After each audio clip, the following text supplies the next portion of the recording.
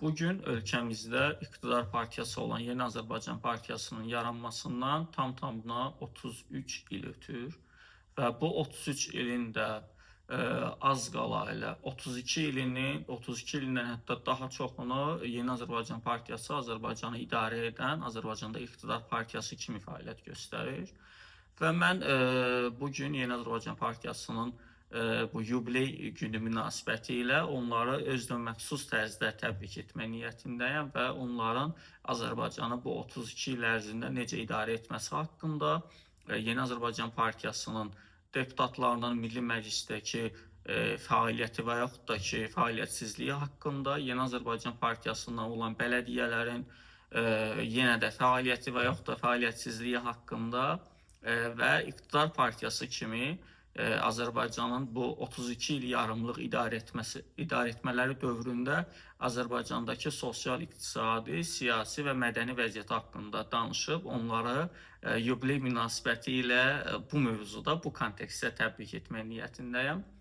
Yeni Azərbaycan Partiyası bayaq qeyd etdiyim kimi 32 ildən artıqdır ki, Azərbaycanı idarə edir və hal-hazırda Yeni Azərbaycan Partiyasının Azərbaycan Respublikası Milli Məclisində 68 deputatı var. Amma 68 deputatı olan iqtidar partiyası, mən bugün parlamentin fəaliyyəti haqqında, Azərbaycan Milli Məclisinin fəaliyyəti haqqında çox danışmaq istəmirəm. Zaten bunu izləyənlər, Azərbaycan vətəndaşları bizim parlamentimizin nə durumda olması haqqında yetərincə məlumatlıdırlar.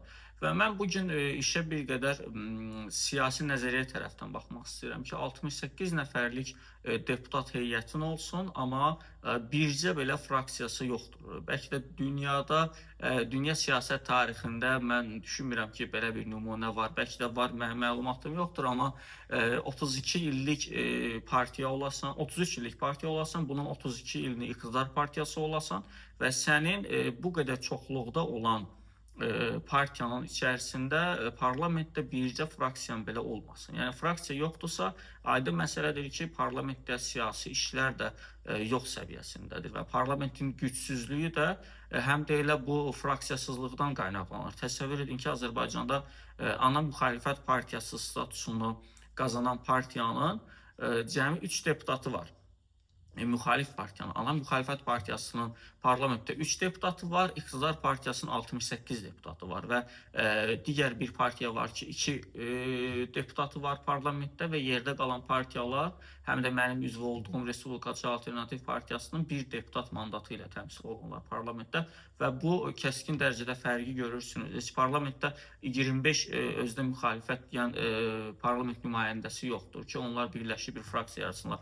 Təbii ki, onların fraksiya yaratması mümkün deyil indiki durumda, indiki siyasi sistemdə və özünə müxalifət deyən həmin o şəxslərin obrazında, bəzi şəxslərin, təbii ki, mən hamısından bunu şamil etmirəm obrazında, amma olsa belə buna praktiki olaraq imkan yoxdur. Çünki 25 nəfər deyirlər oradakılar, toplam bütün özünə müxalifət adlandıranlar. Və keçək Yeni Azərbaycan Partiyasının idarə etmə sisteminə. Azərbaycanda 15 mindən artıq bələdiyyə üzvlüyü mövcuddur. Bunun 10 mindən artığını Yeni Azərbaycan Partiyasının üzvləri seçiliblər. Yəni, dırnaq arasında mən bunu deyirəm, seçiliblər. Təyin olunublar və yaxud da ki, necəsə orada əyləşirlər. Əziz izləyicilər, siz Azərbaycandakı bələdiyyələrin durumundan, Azərbaycandakı bələdiyyələrin fəaliyyətsizliyindən ciddi şəkildə Azərbaycanda təbii ki, mən bunu da qeyd edim ki, bizdə bələdiyyənin əlində o resurs yoxdur. Bələdiyyənin o maliyyə gücü yoxdur ki, regionlarda xüsusilə və yaxud da ki, böyük şəhərlərdə idarə etməni təmin etsinlər, vətəndaşlara yaxşı və ciddi şəkildə xidmət göstərsinlər. Amma buna rəğmən bir partiyanın, iqtidar partiyasının 10 mindən artıq fərz edək ki, seçilmiş bələdiyyə üzvləri var. Amma siz onların hansı birinin hansı istiqamətdə fəaliyyətini və müsbət fəaliyyətlərini görmüsünüz? Ərazi satmaqdan başqa, torpaqları özəlləşdirməkdən başqa və yaxud da ki, parkları söküb yerində binalar tikməyindən başqa, hərəsinin özünə məxsus restoran şəbəkələri və s. və axır mən indi bunu uzatmaq istəmirəm. Özünə müəyyən şəraitlər yaratmaq, daha çox pul qazanmaq işlərindən başqa, onların xalqa, Azərbaycan xalqına, azərbaycanlılara edəcəyi hansı xidməti biz nə qədər nümunə gətirə bilərik və okey, xidmət ola bilər, 32 illik partiyasız. Təbii ki, sizin xidmətiniz daha çox olmalıydı və nisbətdə bu varsa belə 10%, 5% bu göstərici deyil. Yəni siz, təkrar edirəm, 32 ildən artıq iqtidar partiyasısınız. Amma sizin etdiyiniz bir-iki məhəllə arasında şəhər yerlərində vətəndaşlar üçün mən bunu rusca ifadə edəcəm, bisetkaların tikməyiniz bu bələdiyyənin işi deyil. Və yaxud da ki, en qədər problem var Azərbaycan regionlarında, bölgələrimizdə, şəhərin özündə.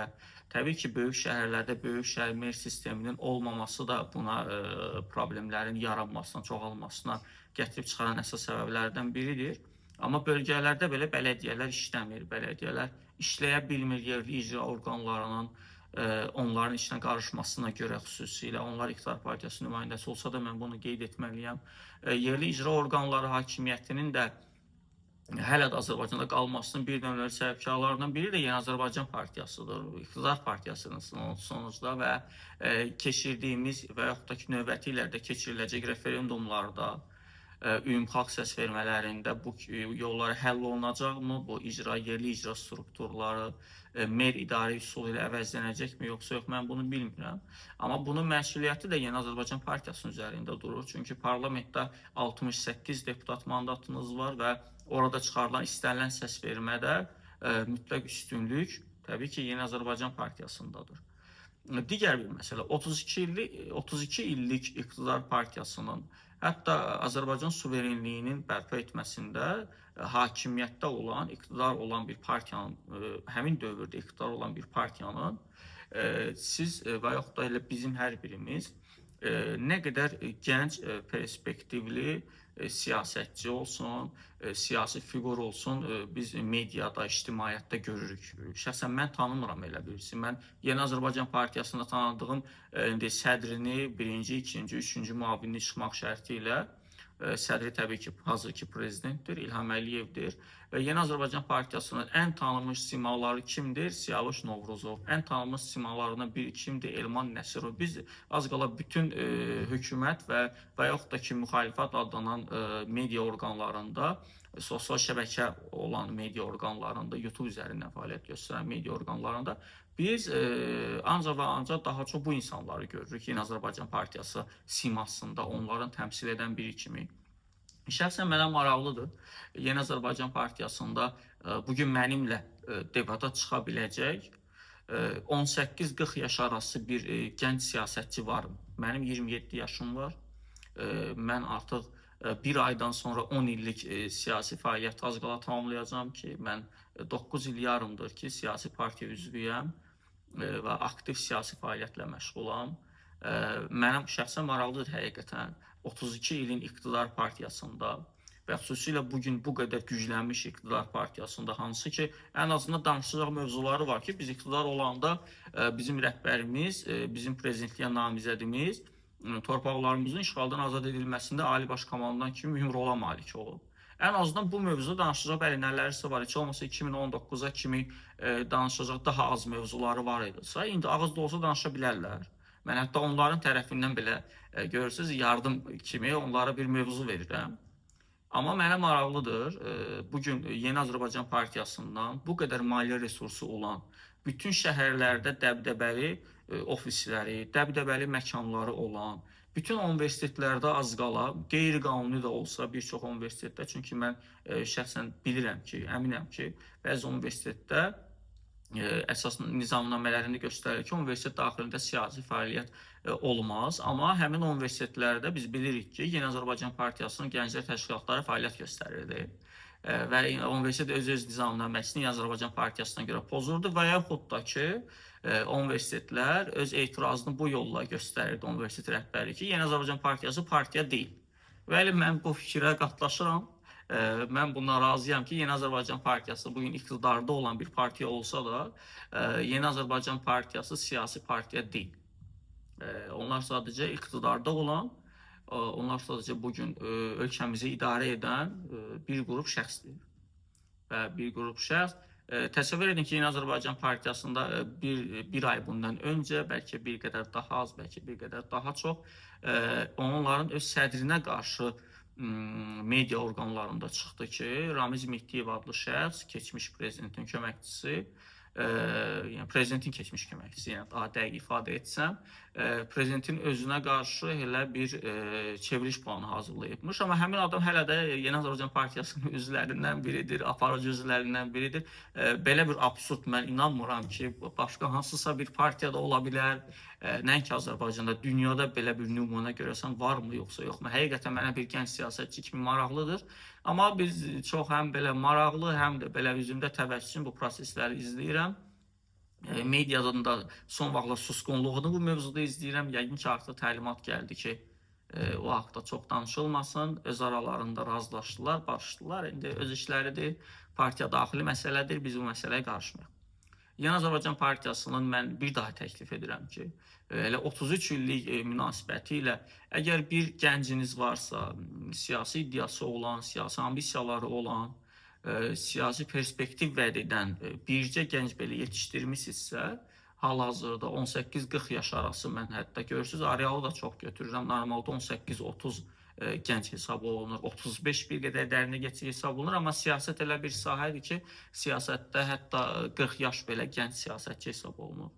Mən təklif edirəm, bir qədər irəli gedib tələb edirəm ki, əgər varınızdırsa belə bir siyasi perspektivi olan, siyasi ambisiyaları olan, siyasi iddiaları olan və siz onun bilik və bacarıqlarına siyasi yöndə əgər güvənirsinizsə, elə sizin istədiyiniz, istənilən platformada, istənilən media orqanında mən debata hazıram. Gəlin oturaq ölkənin siyasi, ictimai, mədəni, iqtisadi gündəmini müzakirə edək və debat keçirik.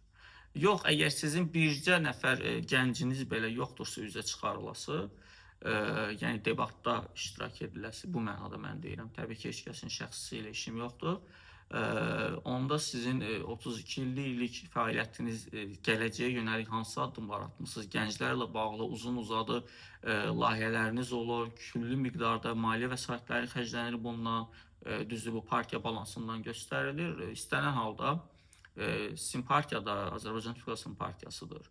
Bu ölkə daxilində fəaliyyət göstərən partiyadır və ən azından təbii ki, Yeni Azərbaycan Partiyasının rəhbərlərinin borcu idi ki, Azərbaycan dövləti üçün perspektivli, bacarıqlı, vətənpərvər, gənc siyasətçi yetişdirsinlər. Əgər yetişdirmişsinizsə, buyurun, mən sizin gənclərinizi debata dəvət edirəm. Varınızdırsa, təkrar edirəm, istənilən media orqanında, istənilən sizin platformalarınızın birində mən ölkə gündəmini, ölkə siyasi, ictimai, iqtisadi durumunu haqqında debata mən hazıram və sizlərdən də cavab gözləyirəm.